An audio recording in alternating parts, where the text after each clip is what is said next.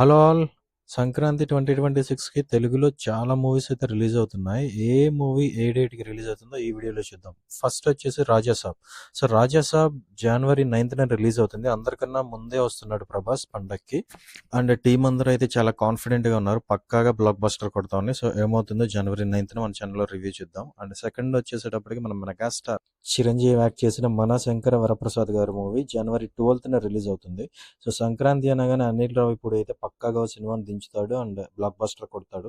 And ఇప్పటికే release అయిన content కూడా ప్రామిసింగ్ గా ఉంది. సో మూవీ అయితే బాగుంటుంది అని అనుకుంటున్నాను. So next one third one వచ్చేసేటప్పటికి రవితేజ యాక్ట్ చేసిన 'భర్త మహాశైలకి విజ్ఞప్తి' అసలు ఎప్పుడు తీశారో ఎప్పుడు రిలీజ్ చేస్తున్నారో కూడా అర్థం కాలేదు. చాలా ఫాస్ట్ గా కంప్లీట్ చేశారు. అండ్ జనవరి 13న ఈ మూవీ రిలీజ్ అవుతుంది. చూస్తే కంటెంట్ అంతా ఒక క్లాసిక్ కామెడీ ఎంటర్టైనర్ లాగా ఉంది. నవీన్ పౌల్ శెట్టి యాక్ట్ చేసిన మూవీ 'అనగనగా ఒక రాజు' ఇది కూడా జనవరి సంక్రాంతి 14న రిలీజ్ అవుతుంది. సో ఈ మూవీ మీద కూడా మంచి ఎక్స్పెక్టేషన్స్ అయితే ఉన్నాయి.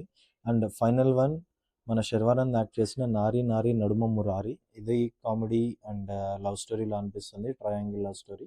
అండ్ ఇది జనవరి 14న సేమ్ డేన రెండు మూవీస్ అయితే రిలీజ్ అవుతున్నాయి. సో మూవీస్ అన్ని రిలీజ్ అయిన తర్వాత ఏ మూవీ ఎలా ఉందో అందరికన్నా ఫస్ట్ అయితే మన ఛానల్లోనే రివ్యూస్ అయితే వచ్చేస్తాయి. సో ఎవరైనా మన ఛానల్ని కొత్తగా చూస్తుంటే ప్లీజ్ సబ్స్క్రైబ్ నౌ అండ్ ఈ వీడియో నచ్చితే ప్లీజ్ హిట్ లైక్ బటన్.